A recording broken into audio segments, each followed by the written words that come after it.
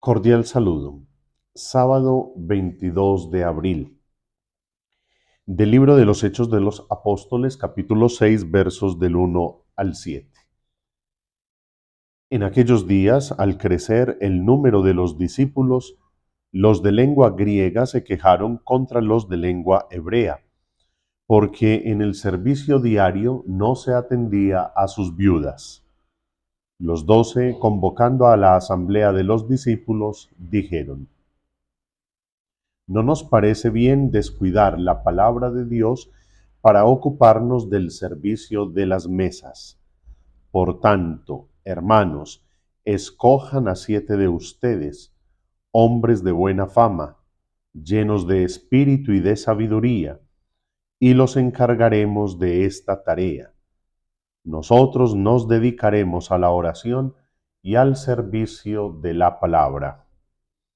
La propuesta les pareció bien a todos, y eligieron a Esteban, hombre lleno de fe y de Espíritu Santo, a Felipe, Prócoro, Nicanor, Timón, Pármenas y Nicolás, prosélito de Antioquía. Se los presentaron a los apóstoles y ellos les impusieron las manos orando. La palabra de Dios iba creciendo y en Jerusalén se multiplicaba el número de discípulos. Incluso muchos sacerdotes aceptaban la fe. Palabra de Dios, te alabamos, Señor. En este relato de los Hechos de los Apóstoles, podemos empezar a entender cómo la Iglesia Católica, la Iglesia de Jesucristo el Señor, que empieza con ese puñado de apóstoles y discípulos convencidos, testigos de la resurrección del Maestro, se va conformando también de manera jerárquica. Es decir, en la iglesia hay una jerarquía. Por eso hablamos de los obispos, de los presbíteros y de los diáconos, que son los 3 grados del sacerdocio. Y dentro de los obispos o de los sacerdotes encontramos algunos, por decirlo así, títulos o una forma de llamarles. Están los arzobispos, los cardenales y está el papa. Pero todo esto es por una cuestión no de política, no de poderes humanos, sino que esta jerarquía es por cuestión de organización y de servicio. El Papa es un obispo, el obispo de Roma. Los cardenales son obispos, incluso puede ser cardenal un sacerdote. Pero reconocemos en esos títulos, en esa forma de llamarlos, el Papa, el cardenal, el arzobispo, el obispo, el presbítero, por el servicio que prestan, que debe ser ante todo, como lo hemos escuchado en los Hechos de los Apóstoles, la oración y el servicio a la palabra de Dios, es decir, la predicación. Voy a decir algo que yo sé que a muchos no les gusta esta idea. La iglesia no tiene responsabilidades sociales como una obligación. Eso le corresponde al Estado. Pero como el Estado no lo hace, la iglesia, como consecuencia de su compromiso con el Evangelio, tiene grandes obras sociales. ¿Por qué la primera afirmación? Porque la tarea de la iglesia original es predicar la palabra de Dios, dedicarse a la oración, dar a conocer a Jesucristo el Señor. Pero es que es imposible decir que conocemos a Jesús y no llevar esa experiencia del resucitado a las obras de misericordia u obras de caridad. Pero cuando la gente le reclama a la iglesia, no, es que no es obligación de la iglesia lo hace como un signo de conversión al creer en el Evangelio de Jesucristo vivo y resucitado. Y es la iglesia una madre y una maestra, una gran pedagoga, que para que los presbíteros y los obispos no se distraigan de esa tarea de orar y de predicar la palabra de Dios, entonces ordenan lo que nosotros llamamos los diáconos. Ya ahí están los 3 grados del sacerdocio: el episcopado, el presbiterado y el diaconado. Y yo hoy quiero llamar la atención sobre este ministerio del diaconado. Nos dice el numeral 1554 del Catecismo de la Iglesia Católica: el diaconado está destinado a ayudarles y a servirles. ¿A quiénes? A los obispos y a los presbíteros. Y en el numeral 1570 nos dice más ampliamente: los diáconos participan de una manera especial en la misión y la gracia de Cristo. El sacramento del orden los marcó con un sello, carácter, que nadie puede hacer desaparecer y que los configura con Cristo, que se hizo diácono, es decir, el servidor de todos.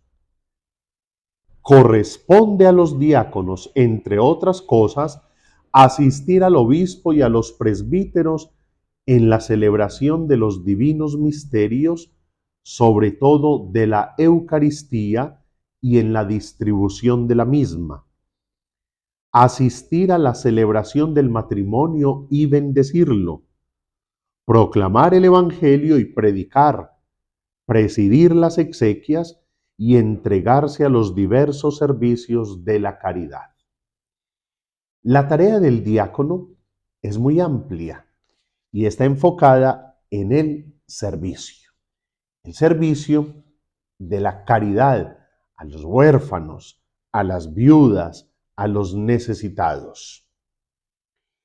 Y dentro de las celebraciones, como lo acabamos de escuchar, tiene también una participación activa muy importante. Los diáconos los hay como en 2 realidades: los diáconos transitorios y los diáconos permanentes.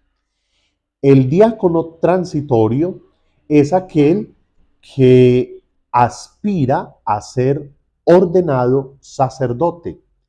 Entonces, el diaconado es un tiempo de servicio, una etapa de, culminando sus estudios preparatorios, de madurez o maduración en la fe, de compromiso en ese proceso de configuración con Jesucristo el Señor.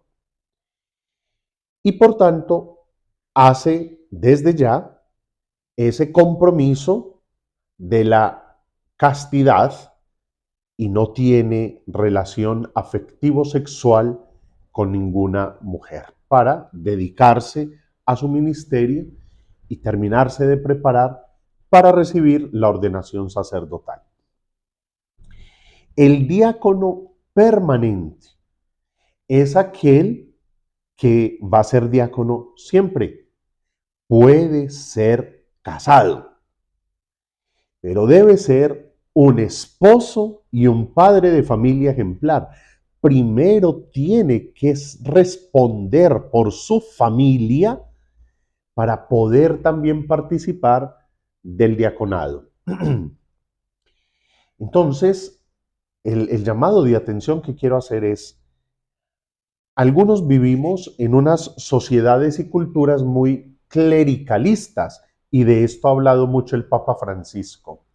¿Cómo así?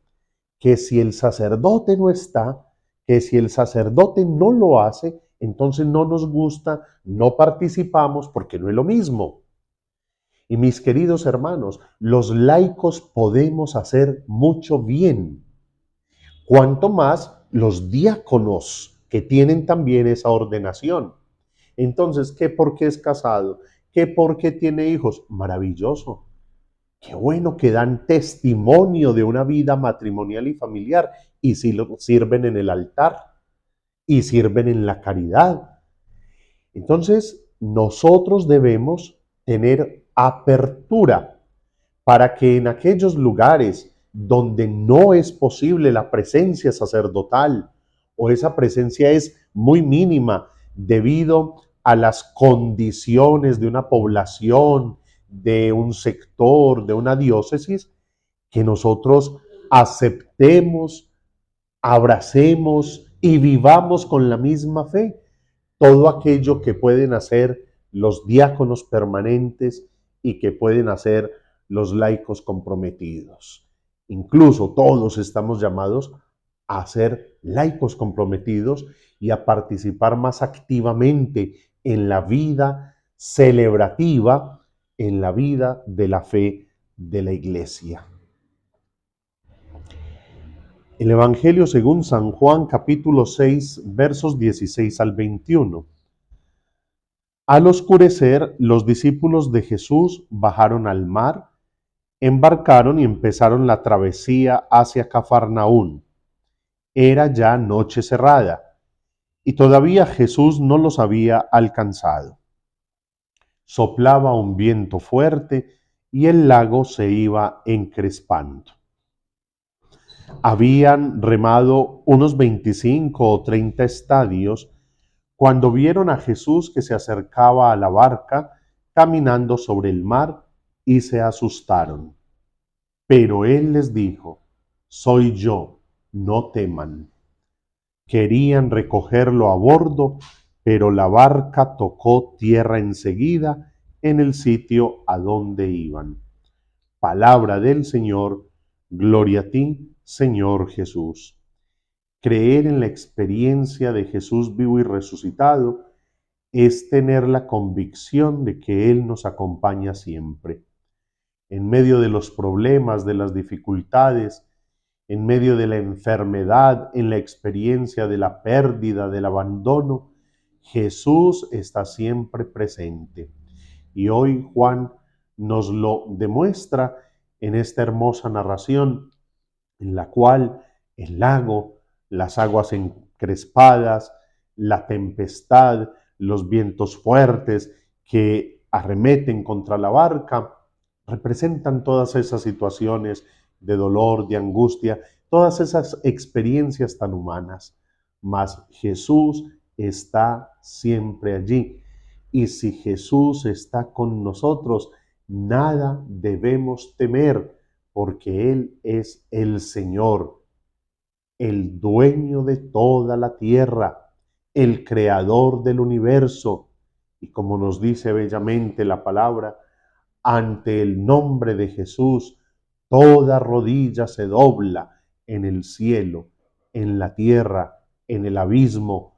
Toda lengua proclama: Jesucristo es Señor, para gloria de Dios Padre. Si estamos pasando por un momento difícil, recordemos estas palabras de Jesús que se nos hace presente de muchas formas. Soy yo, no temas. No tengamos miedo, porque Jesucristo el Señor está con nosotros. Feliz día y que Dios les bendiga.